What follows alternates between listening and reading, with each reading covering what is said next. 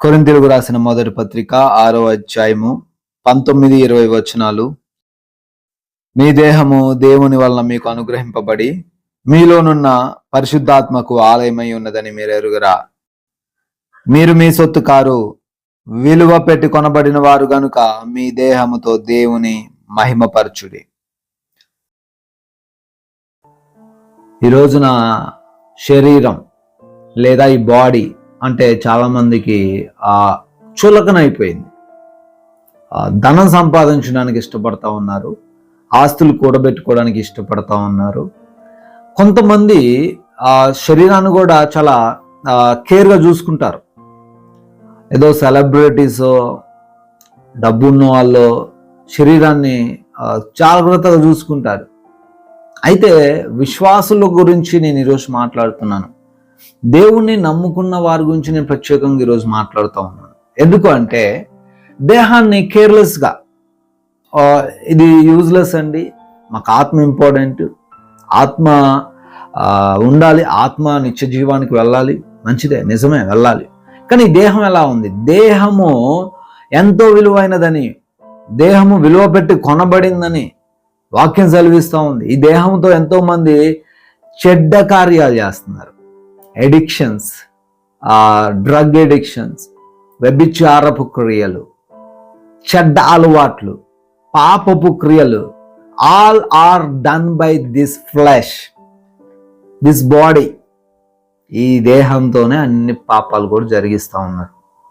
పైగా చర్చికి వచ్చి మేము మంచోళ్ళం అన్నట్టు మాట్లాడుతూ ఉంటారు. It's not correct. ఇది కరెక్ట్ కాదు. ఈరోజు వాక్యంలో చూస్తే 5 పాయింట్స్ మనకు కనబడుతున్నాయి. ఇప్పుడు చదివిన మాటల్లో, చదివిన వచనాల్లో, 2 వచనాల్లో we can see 5 points. 5 points మీకు త్వరగా చెప్పడానికి నేను ఆశపడతా ఉన్నాను.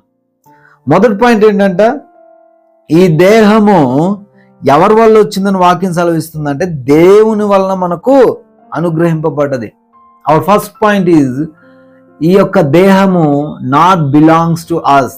This body not belongs to us. మనం క్రియేట్ చేసుకోలేదు. మనం ఏదో రోబోట్స్ కాదు, మనం ఏదో నార్మల్ పర్సన్స్ కాదు. This body was created by God. Amen, hallelujah. ఇర్మియా భక్తుడితో దేవుడు అంటున్నారు ఏమనంటే, ఇర్మియా, నిన్ను తల్లి గర్భంలో నేను రూపింపక ముందే నేను ఎరుగుతిని. ఎవరు రూపించారట? తల్లి రూపించలేదు, తండ్రి రూపించలేదు, కానీ దేవుడు రూపించాడు.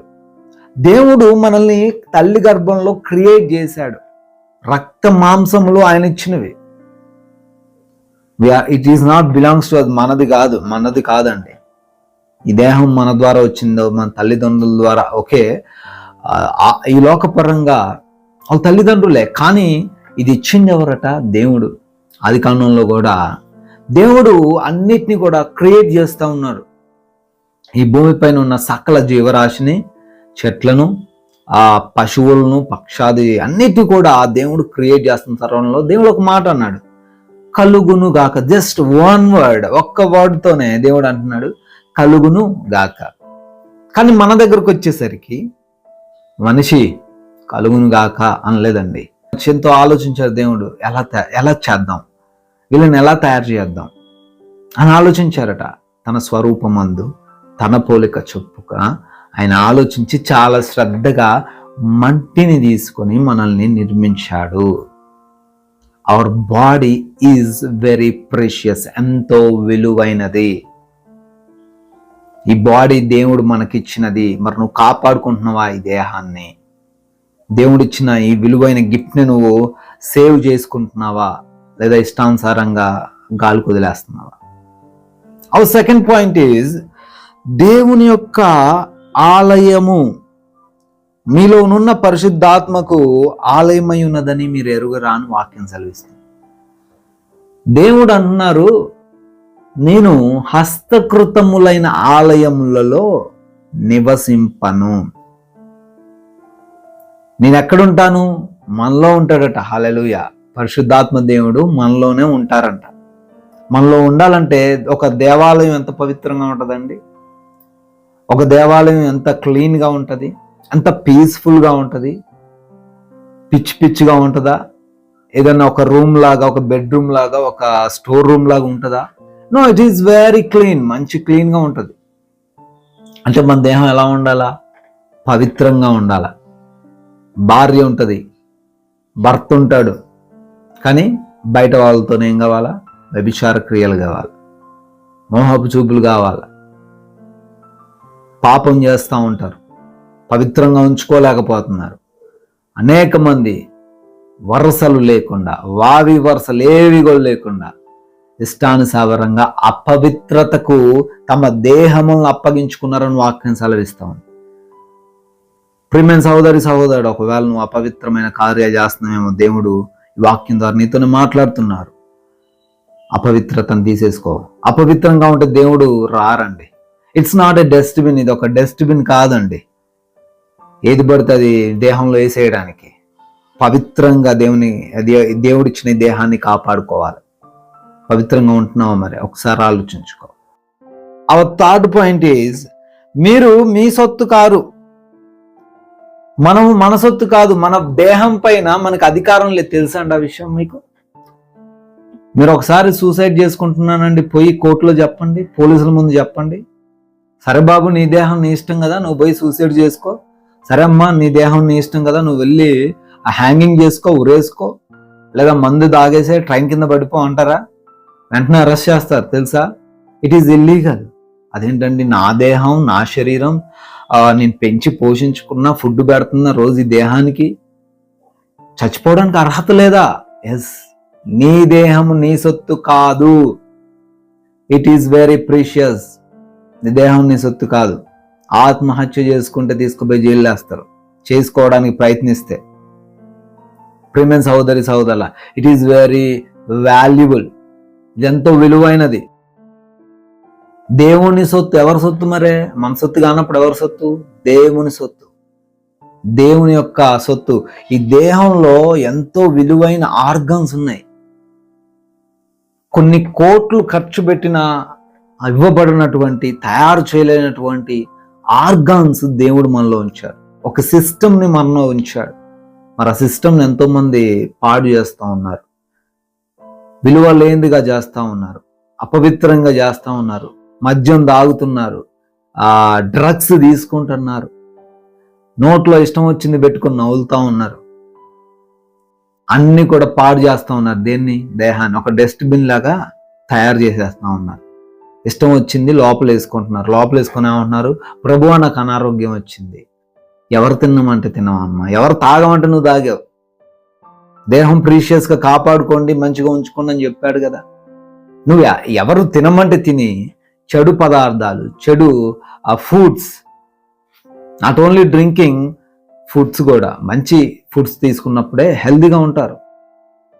వాక్యం సెలవిస్తుంది, మీరు తినేటప్పుడు గొంతుకి ఏం పెట్టుకోవాలట? కత్తి పెట్టుకోవాలి. తెలుసా? ఎక్కువ తినకుండా, కడుపు నిండేదాకా తినకుండా, ఏం తింటున్నామో అర్థం కాకుండా తినకూడదు. గొంతులో కత్తి పెట్టుకొని మనం తినాలని వాక్యం సెలవిస్తుంది. అవర్ ఫోర్త్ పాయింట్ ఈజ్, ఇది ఎంతో విలువైనది. It is not cheap thing. ఇది ఒక నార్మల్, ఒక 10 రూపాయలకో, 20 రూపాయలకో, 100 రూపాయలకో, లేదా 1 కోటి రూపాయలకో దొరికేది కాదు. ఇది ఎంతో విలువైనది. ఈ దేహము ఎంతో విలువైనది. అటువంటి దేహాన్ని నువ్వు ఎలా వాడుతున్నావు? ఒక వ్యక్తి కారు కొన్నాడు. కారు కొన్నందుకు పార్టీ ఇస్తున్నాడు అందరికి.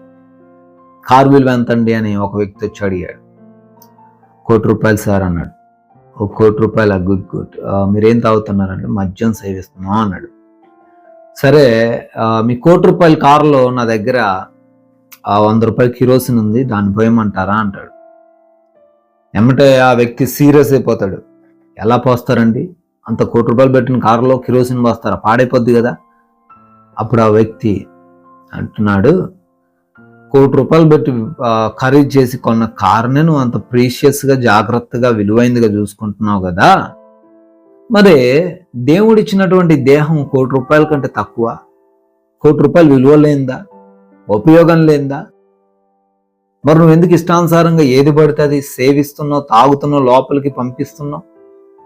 దేహం పాడు కదా అని ఆ వ్యక్తి అన్నప్పుడు ఆయన రియలైజ్ అయ్యాడు. ఈ రోజున మిమ్మల్ని కూడా దేవుడు ఇదే అడుగుతున్నాడు. ఈ లోక సంబంధమైన వస్తువుల కంటే మీ దేహం ఏమన్నా తక్కువ, విలువ లేనిదా, యూజ్లెస్ థింగా? కాదు కదా, ఎంతో విలువైంది. ఈ దేహము విలువైనది. ఎందుకు విలువైందో తెలుసా? విలువ పెట్టి కొనబడింది. యేసుక్రీస్తు వారి రక్తం చేత కొనబడిందండి. ఆయన విలువ పెట్టి మనకు కొన్నాడు. అవర్ లాస్ట్ పాయింట్, మన చివరి పాయింట్ చూస్తే, ఈ దేహముతో ఏం చేయాలట? దేవుణ్ణి మహిమపరచాలి. దేహంతో దేవుని మహిమపరచడం ఏంటండి? దేవుడు వాక్యం ద్వారా సెలవిస్తున్నాడు, మీరు ఆత్మతోనూ సత్యంతోనూ ఆరాధించండి అని. దేహంతో దేవుని మహిమ ఎలా పరుస్తాం అంటే, మీరు వేసుకునే డ్రెస్, మీరు ధరిస్తున్నటువంటి డ్రెస్ ఏదైతే ఉందో, మీరు చేస్తున్నటువంటి బిహేవియర్ ఏదైతే ఉందో, మీ మాట తీరు ఏదైతే ఉందో, మీ కనుచూపు తీరు ఏదైతే ఉందో, ప్రతి విషయంలో దేవుణ్ణి మహిమపరచాలా. ర్యూడ్గా, కోపంగా, మీకు ఏ ఎక్స్ప్రెషన్ వస్తే మొహం మీద ఆ ఎక్స్ప్రెషన్ పెట్టేసి, ఇంట్లో ఎవరి మీద పడితే వాళ్ళ మీద అరిసేసి కోపంగా ఉంటూ, లేదా మీకు ఏది నచ్చితే ఆ బట్టలు వేసుకొని, సగం చినిగిన బట్టలు సగం చినగని బట్టలు వేసుకొని, మీకు ఏ హెయిర్ స్టైల్ వస్తే ఆ హెయిర్ స్టైల్ వేసేసుకొని, కటింగ్స్ చేసేసుకొని, ఎలా ఉంటుందండి? ఇవన్నీ చేసుకొని బైబిల్ పట్టుకొని చర్చికి వెళ్తామంటే మధ్యలో ఎవరైనా కలిశారనుకోండి, బాబు చర్చికి వెళ్తున్నావా, క్రిస్టియన్ అంటే అవును అంటే, నీకు వెళ్ళేవాడు కింద నుంచి పైదా చూస్తాడు. ఎందుకు తెలుసా? ఈ దేహం దేవుని మహిమపరచట్లే. ఎవరిని మహిమపరుస్తుంది? అపవాదిని మహిమపరుస్తుంది. ఈ దేహము అపవాదిని మహిమపరిచేదిగా ఉండొద్దు, దేవుణ్ణి మహిమపరిచేదిగా ఉండాలా. సహోదరి, సహోదరుడా, మీకు చెప్తున్నాను, ఏ డ్రెస్, ఎటువంటి క్లాత్స్ మీరు ధరిస్తున్నారు? ఈ లోక సంబంధమైన మూవీస్కి డ్యాన్సులు వేయడం, సినిమా పాటలకు డ్యాన్సులు వేయడం, అసలు ఏ సినిమా క్రిస్టియన్ పాటలకు కూడా డ్యాన్స్లు వేయకూడదు. డ్యాన్స్లు వేయాల్సిన అవసరం లే. హృదయపూర్వకంగా దేవుని స్తుతించండి, ఆరాధించండి. ఈ దేహము ద్వారా దేవుని మేము పరచాల. మరి ఇవి చేస్తున్నావా? ఈరోజు దేహము ఏదో ఆర్డినరీ థింగ్, ఏదో సాధారణమైంది అనుకుంటున్నావా? ఈ 5 పాయింట్లు మీరు చేసినట్లయితే మీరు ఆరోగ్యంగా ఉంటారు, మీరు ప్రశాంతంగా ఉంటారు, మీరు ఆనందంగా ఉంటారు, మీరు ఎక్కువ కాలం కూడా జీవిస్తారు. దేవుని నామానికి మహిమ కలుగును. కాబట్టి వీటిని, ఈ వర్స్ని జ్ఞాపకం చేసుకొని, వీలైతే రాసుకొని, ఎప్పుడు కూడా రిమెంబర్ చేసుకుంటూ, ఏది తినేటప్పుడైనా, ఏది తాగేటప్పుడైనా, ఈ లోకంలో ఎలా మీ దేహంతో బిహేవ్ చేసేటప్పుడైనా, ఈ దేహం దేవుడిచ్చిందని జ్ఞాపకం చేసుకొని జీవించగలిగితే యు ఆర్ ఆల్వేస్ హ్యాపీ. అన్ని సమయాల్లో నువ్వు సంతోషంగా ఉండొచ్చు. ఈ మాటలు దేవుడు దీవించును గాక.